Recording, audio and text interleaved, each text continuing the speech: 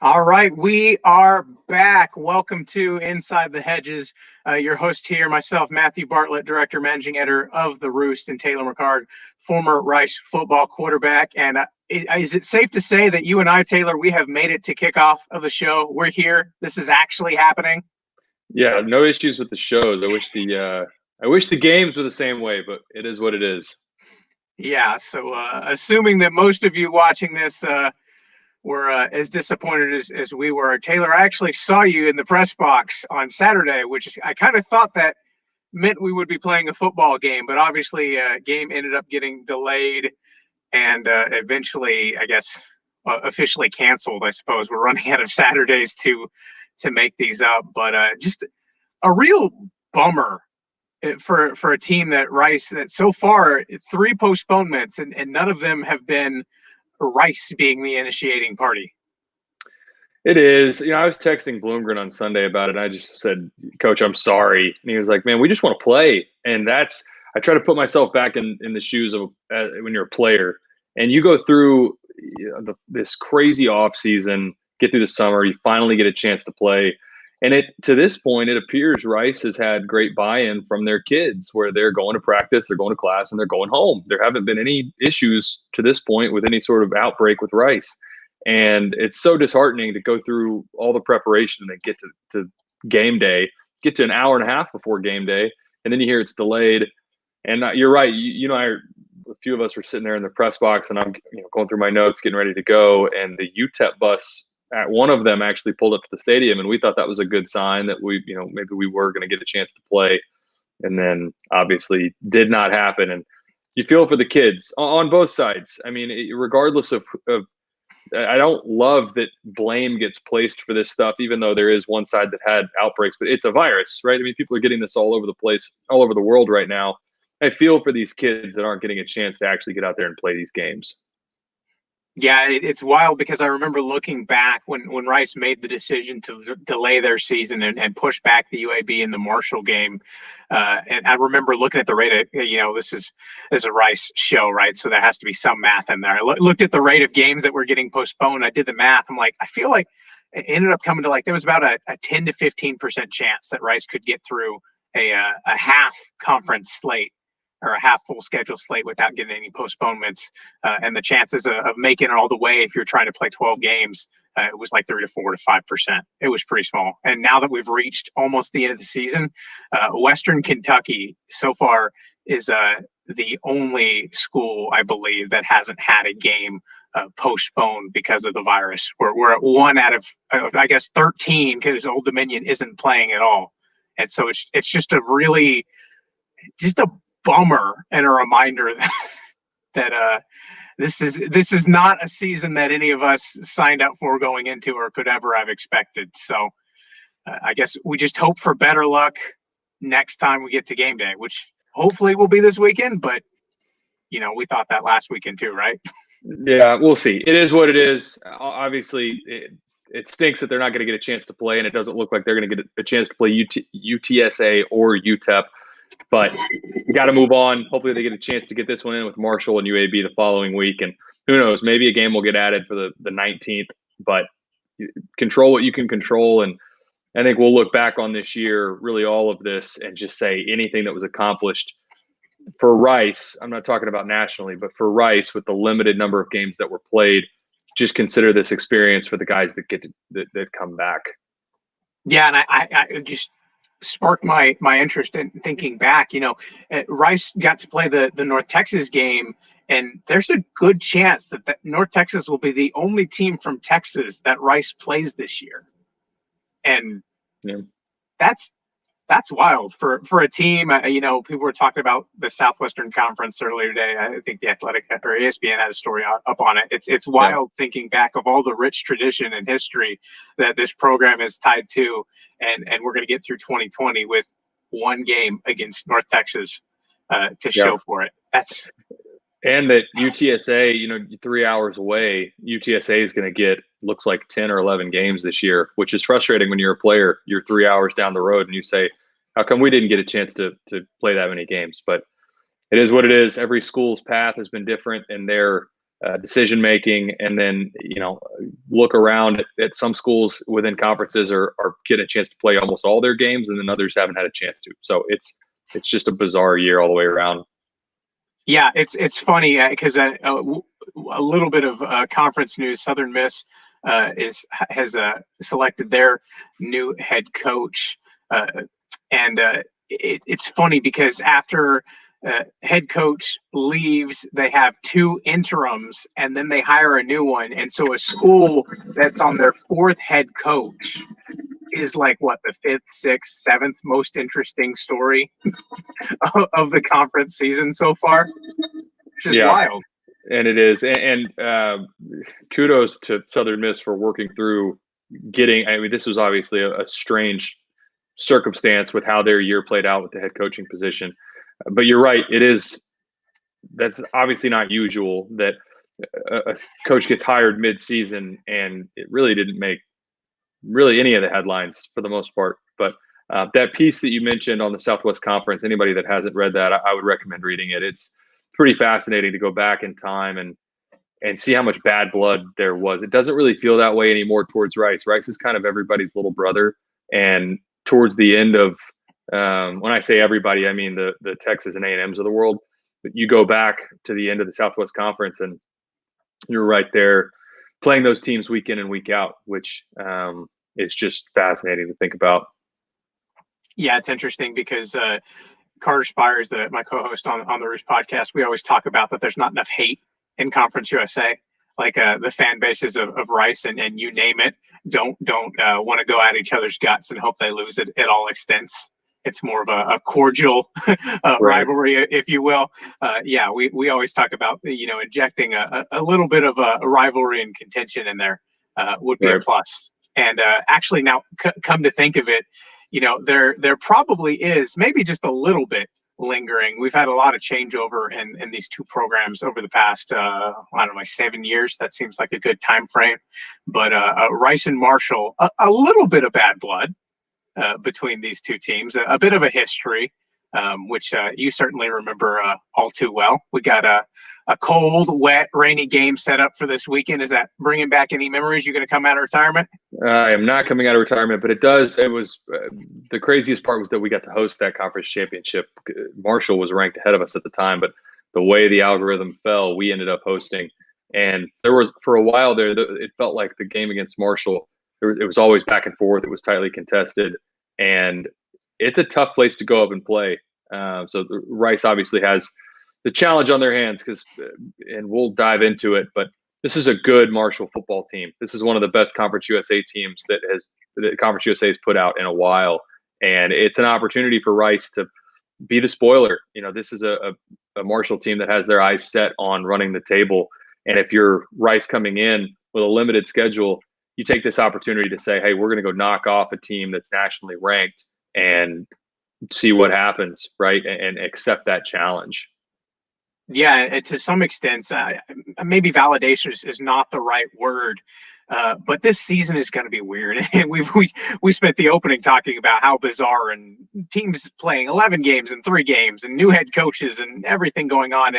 If you can look back at this season and say it was weird, but we beat an undefeated top 15 Marshall team, then that's enough. We talk about wanting to see signs of progress on the field. It's not that you can throw away the rest of the games, whatever gets played, but that would be significant in itself to say, okay, we know this program's moving in the right direction because of this. Is that overstating it, or is that on the table? No, this would be a huge win. I mean, this would be the biggest win Rice has had, honestly, since the last time we beat them. I believe last time we beat Marshall was 2013. And that was a big win and a big moment in Rice's history. And for this season, for this team that's trying to sort of get over the hump and find that confidence, the ability to close out games, this would be a massive win for them. There isn't a win over a ranked team.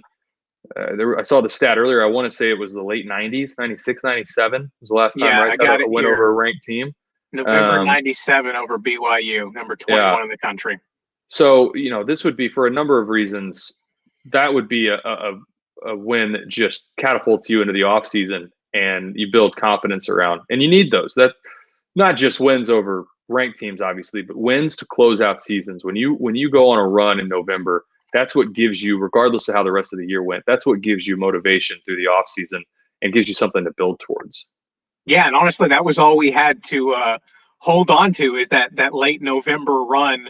As That's right. we waited at the beginning when we kicked off the show, I lost track of time. However many weeks ago, 3 games Yeah. ago, which is we're going Feels on like a 3 couple months ago. months, right? It might have been.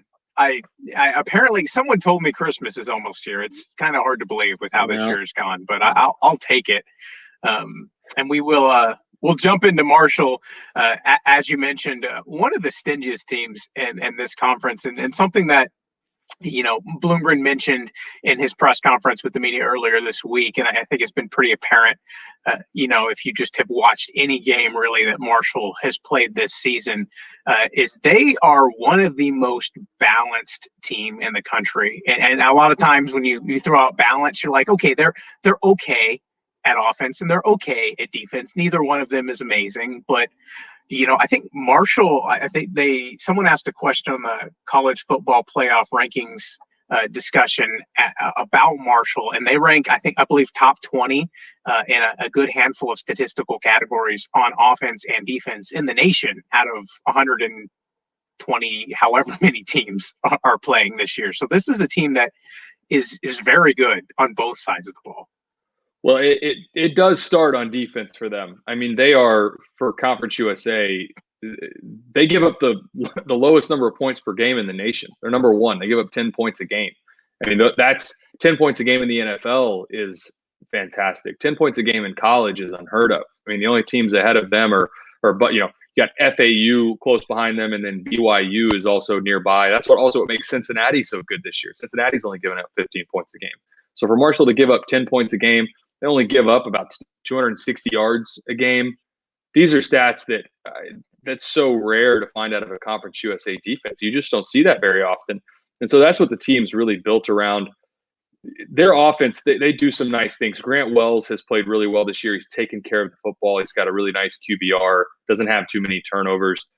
But they beat you on the defensive side of the ball. They're physical. They're where they're supposed to be.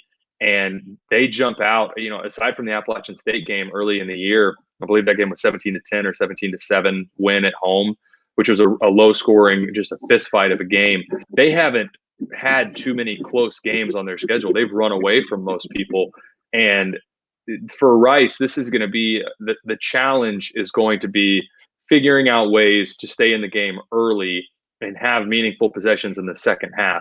Because if you have multiple 3-and-outs or you get into the red zone and go for it on 4th down and don't pick it up, or you miss field goals, any opportunities you get in the red zone to score points, you got to score points. Because Marshall's going to, it's just make sure that you get this thing into the second half where you have meaningful possessions and try and create some turnovers. You do not want this to Rice against, especially this Marshall team, would have a really hard time coming back from multiple scores. Yeah, we've seen Rice, the opener against Middle Tennessee, rally back in a fury in the fourth quarter and push that game into overtime.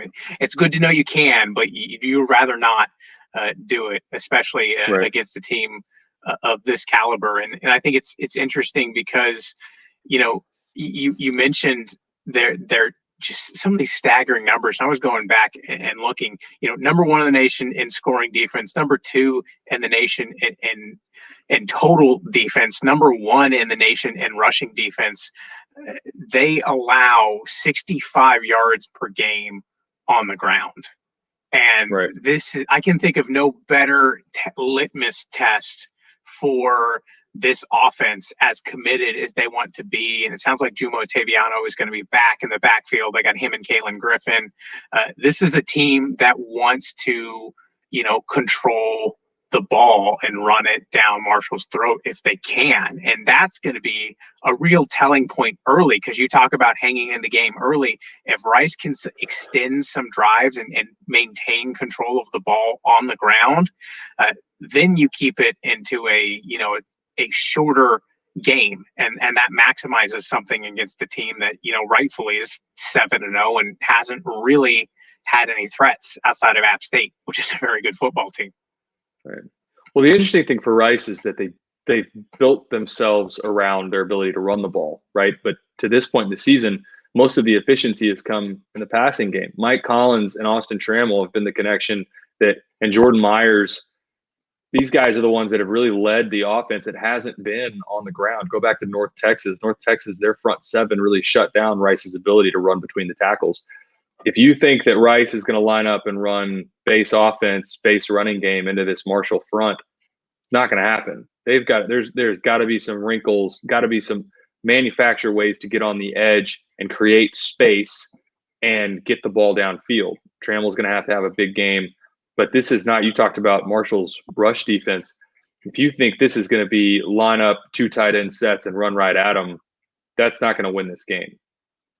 Yeah, it is particularly telling because a fun nugget, maybe not fun, but an interesting one nonetheless. Marshall's won 14 games in a row when they hold their opponents to under 100 rushing yards, which 100 rushing yards for this offense should be something that you roll out of bed and do. But at that same time, like you mentioned, you have to have something else up your sleeve because this is a front seven that is particularly stingy, which I guess turns to the passing game. And we mentioned earlier that Marshall has not had a lot of close games because what you expect from a good football team, which I think we'll both agree Marshall is when they play teams that aren't very good, they win convincingly.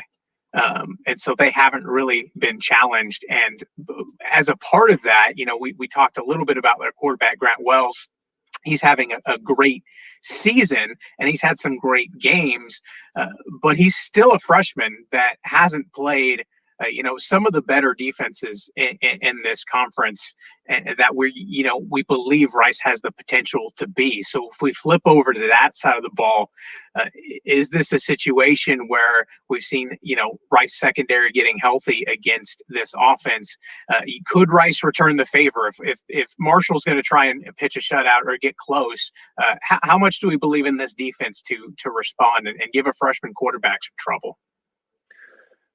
Yeah, the hardest part for this matchup for Rice is going to need to force turnovers, and Marshall has done a fantastic job to this point in the year in just not turning the ball over. I mean, Grant Wells has 4 interceptions on the year, but they don't give up the ball. They're a balanced attack. Brendan Knox, their running back, has played really well. He's got close to 800 yards on the ground at this point in the year.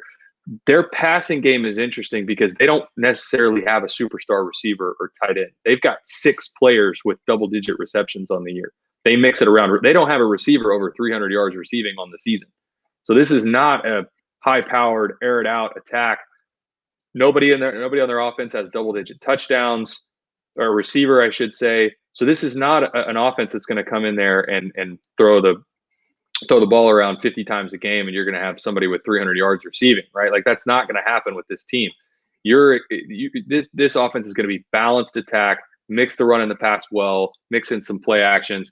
And Grant Wells, again, you've got to get after him early and often because even as a freshman, he's pretty poised. He doesn't make too many mistakes. He doesn't give the ball back to you. So that's going to be the biggest challenge is getting after him early and trying to create some turnovers. Yeah, and that's something that, has had its ebbs and flows. I think for the most part, Jason Bean at North Texas, a very different kind of quarterback than Grant Wells. But Rice was able to kind of keep him contained. He's a mobile guy, put him in the pocket and make him make throws. And on in the secondary, they did pretty well. Also really good against Jack Abraham at Southern Miss. And we've seen defensive coordinator Brian Smith, what he's been able to dial up against some of the better passers in this league over the past 2.5, whatever you want to call this season. So there's reason to believe that Rice can get it done.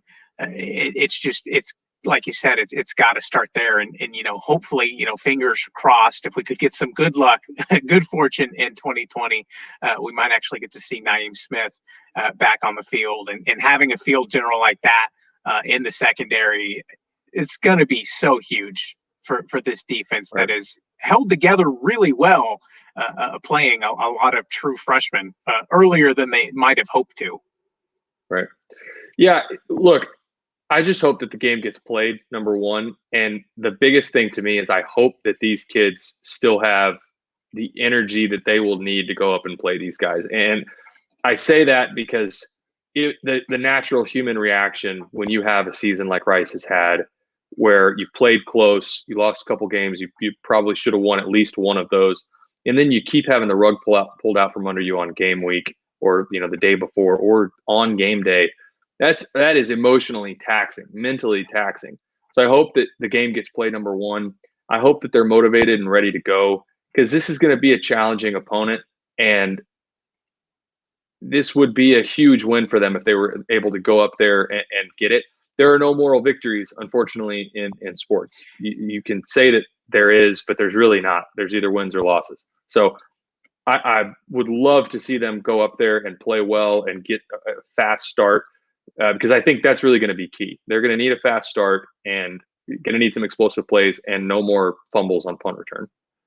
Yeah, and if we've seen anything from the Rice offense that I feel like, we can hang our hat on it, is they've been so good that first possession or two, whatever, offensive coordinator Brian Smith and Bloomgren are scheming up during the week, it feels like we can count on them to go down the field and score out of the gate about every single time. That's one of the things that this team has done so well. And so, like you mentioned, you set yourself up for success. If you can tell me that Rice gets the ball after kickoff and goes up 7-0, all of a sudden you got a puncher's chance. You do, and starting fast is going to be so important. After save the first quarter against Middle Tennessee, they figured out kind of what they had in Mike Collins and they gave him a little more of a leash in getting the ball downfield. And you're going to have that mix up looks. Again, this is not going to be a game that you line up and run base offense right at these guys. Yeah, and then it'll be interesting. The other thing that I've now seen a couple of times, but it's really hard to quantify.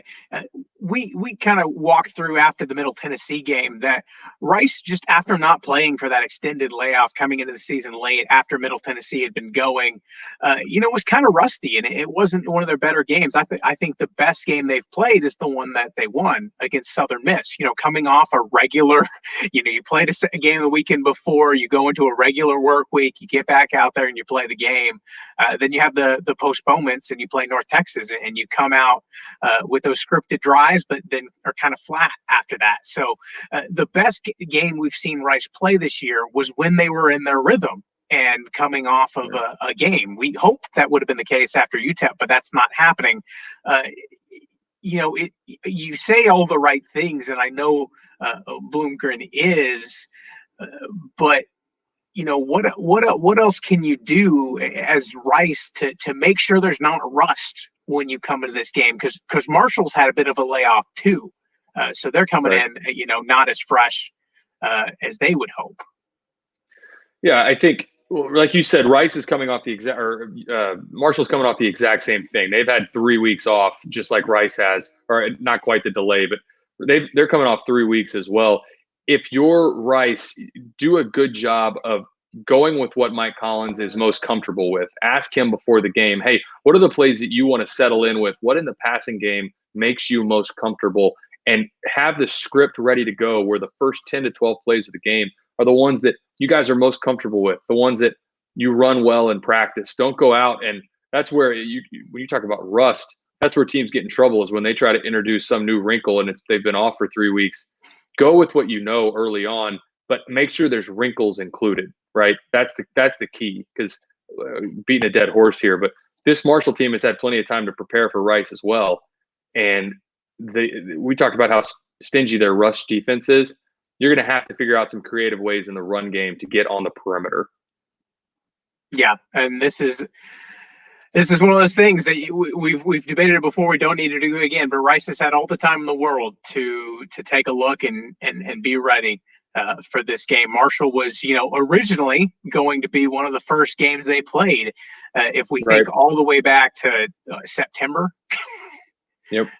or end of September, beginning of October. So we knew this was coming, and when we got the draw, we knew Rice was going to have a difficult schedule, and now it's here. So like you mentioned, important bounce back game, a game that, from talking with the team, like they have something innate in them that they think they can win this, even if other people are telling them not, which I know you've played in many games as an underdog in your career. You just have to have some sort of X factor that says, I'm going to show up and throw punches, right? Like sometimes you just can't listen to what people like us are saying.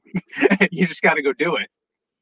Right. And they know that. In that building, they know better than anybody that they're close. You got to figure out a way to close those games out. Have the buy-in and the belief in one another that, hey, we can beat these teams we're playing and we can close games out. And when you have to have, when it matters most, that we're going to get plays made by the guys that have to make them. And right now, that's what's been the killer, is one or two plays here or there, and it's a totally different season. We're talking about a potentially a 3-0 team. So they're close, but close doesn't get you far in college football. You gotta win games, and they know that. Yeah, well, I know we would both certainly like to see that happen. We'll be back next week. I'm going to stop saying to break down the game. Hopefully, we'll be here to hopefully break down a game. Hopefully, break down a game. Whatever happens. Right. I won't see you in the press box this weekend because they're on the road out in Huntington. Well, everyone who's headed up there, stay warm, bring your jackets. Winter is here, and we will sign off. Go ahead and make sure you're following Taylor on Twitter at McHargue16. And please, if you haven't yet, you can leave comments wherever you're watching this. I know it's streaming on every social media platform and YouTube. You send us your questions during the show, after the show, whenever. Reach out to us. You can find me everywhere on social media at the Roost. Go find it on the website. Check out the Patreon. We got all sorts of stuff going on up there for you guys. We're going to keep going at it. We'll be back.